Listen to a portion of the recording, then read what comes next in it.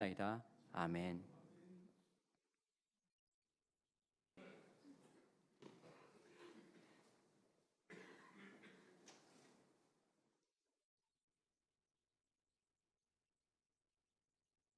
이번 한 주간 우리가 묵상하며 붙들었던 복음서는 우리 구주 예수님께 대하여 이렇게 증언했습니다.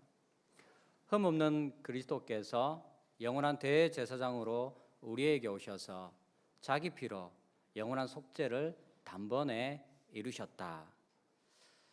지난 복음서 본문들을 이해하는 중심이었던 히브리서 9장, 오늘 본문은 예수님의 이 피 흘리심으로 말미암아 우리가 누리게 되는 복에 대해서 이렇게 증거합니다.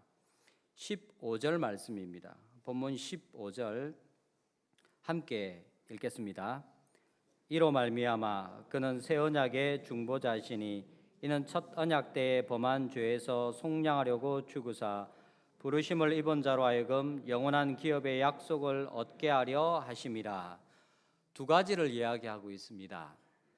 첫 언약 때 범한 죄에서 속량하셨다라고 합니다. 그리고 두 번째는 부르심을 입은 자로 하여금 영원한 기업을 얻게 하셨다라고 하고 있습니다.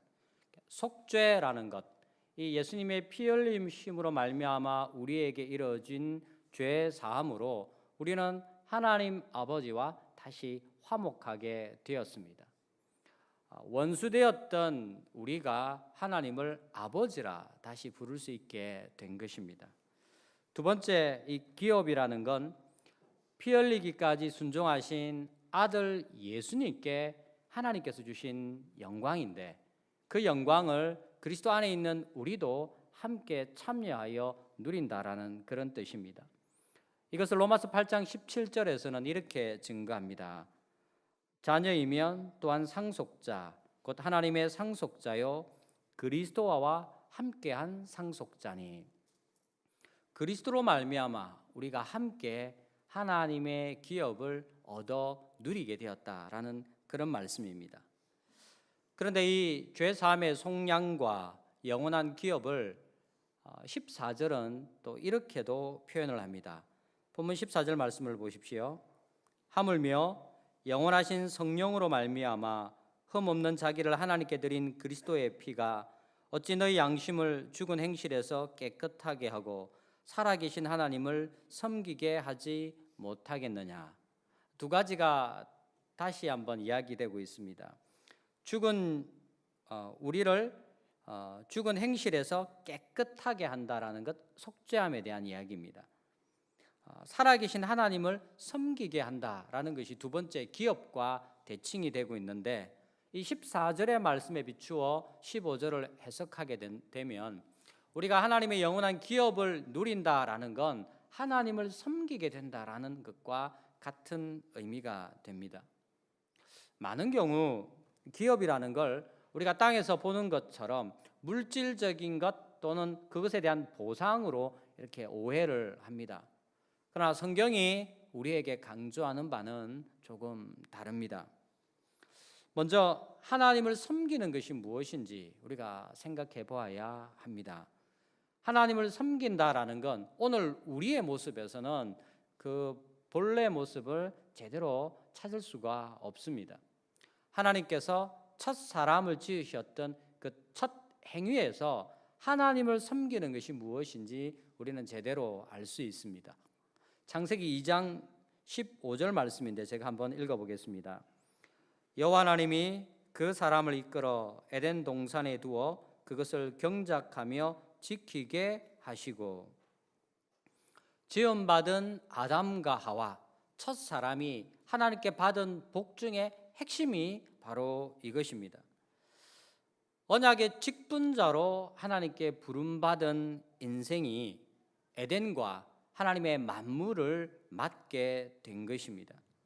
하나님은 하나님의 형상으로 지으시고 그를 언약 백성으로 부르실 뿐만 아니라 부르신 그들에게 언약의 직분자로 설 수 있도록 복을 주셨습니다. 그 언약의 직분자라는 복으로 말미암아 우리가 하나님을 예배할 뿐만 아니라 하나님을 섬겨 일할 수 있게 된 것입니다. 따라서 하나님 나라의 기업을 누린다라는 건 내가 어떤 사람인지를 잘 보여주는 중요한 지표입니다. 오늘 우리 신자들이 하나님의 기업을 차지한다는 것에서 물질적 풍요를 넘어서서 영광스러운 직분자라는 우리의 신분을 확인하고 주목할 수가 있어야 됩니다. 본문 20절과 21절 말씀을 보십시오. 이 일을 위해서 하나님께서는 거룩한 일에 부름받은 자를 거룩하게 되신 자로 말미암아 정결하게 하셨습니다. 20절과 21절의 말씀은 옛 언약의 유비입니다. 제가 한번 읽어보겠습니다. 이는 하나님이 너희에게 명하신 언약의 피라 하고 또한 이와 같이 피를 장막과 섬기는 일에 쓰는 모든 그릇에 뿌렸느니라. 하나님을 섬기는 일에는 그것을 속죄하는 피 흘림과 피 뿌림이 있고 난 다음에야 섬기는 그릇으로 쓰임 받았습니다.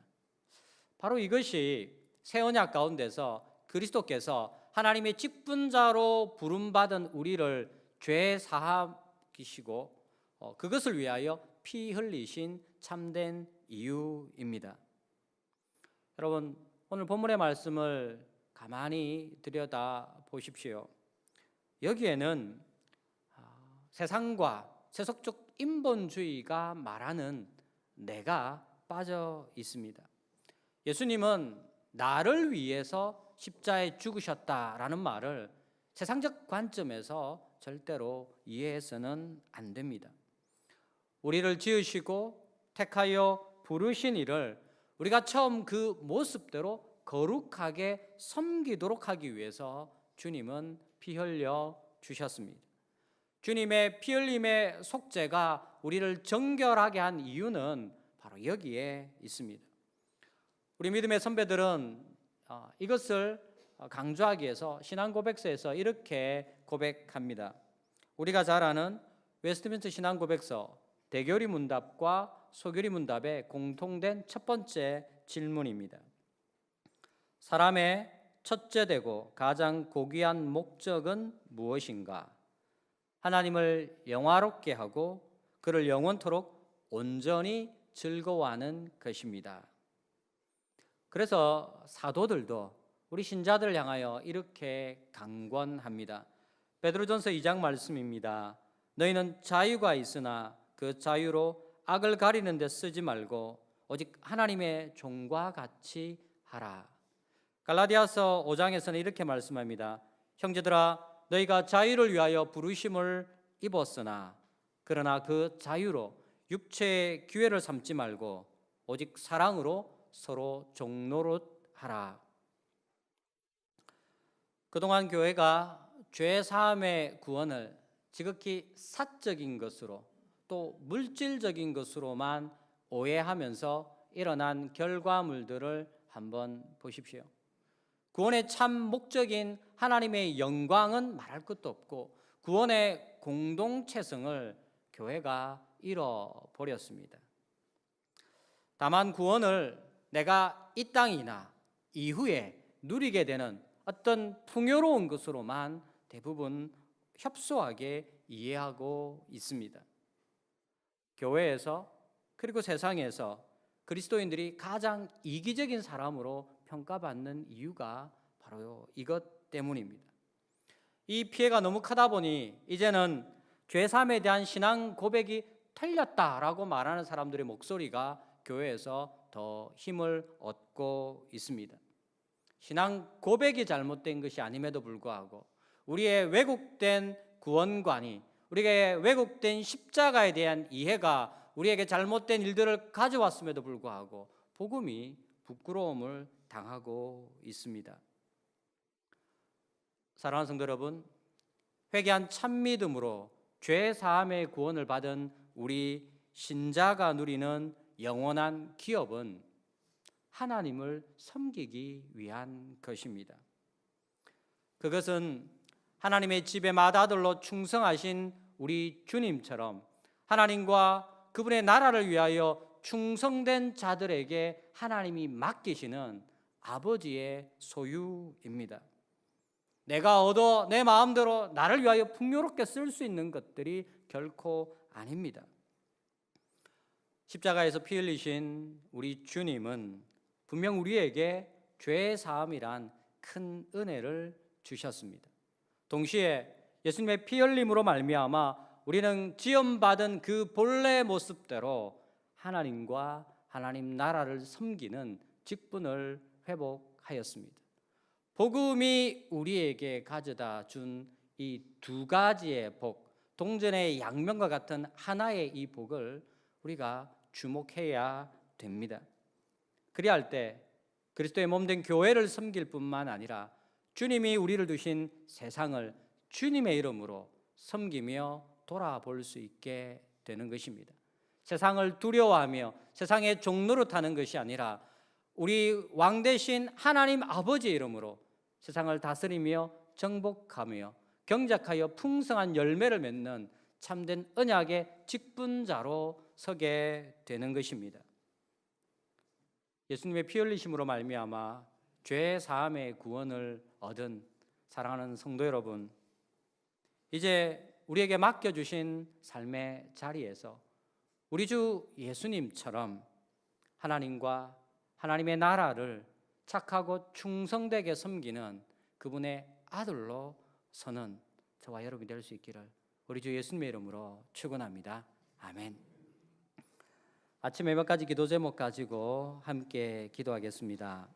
먼저는 말씀을 따라서 죄 사함의 구원을 받은 자로서 예수님처럼 우리가 하나님과 이웃을 충성되게 섬기는 자가 되게 해달라고 우리 자신을 위해서 기도하겠습니다. 두 번째는 하나님께서 언약 백성들을 불러 복 주시는 주일 예배를 위해서 기도하겠습니다. 그리고 마지막 세 번째로는 교회 하나님 복으로 세워주신 직분자들 위해서 기도할 터인데, 목사와 장로와 집사와 권사의 이러한 직분자들, 그리고 여러 모양으로 교회를 섬기는 봉사자들이 우리 교회에 계속해서 세워지는 복을 누릴 수 있게 해달라고 교회 직분자들을 위해서 기도하겠습니다. 그리고 마지막으로 어젯밤에 정원수 집사님께서 하나님의 부르심을 받으셨습니다. 빈소가 신촌 세브란스 장례식장 지하 1층 10호에 마련되어 있습니다. 입관 예배는 내일 주일 오후 4시 반에 이렇게 잠정적으로 예정이 되어 있고, 발인이 월요일 아침으로 예정되고 있습니다. 유족들을 위해서, 그리고 이 장례 모든 절차 가운데 하나님께서 우리들을 위로해 주시기를 마지막으로 기도해 주십시오. 이런 기도 제목들로 기도하시고 자유롭게 기도하시다가 평안히 돌아가시기 바랍니다. 기도하겠습니다.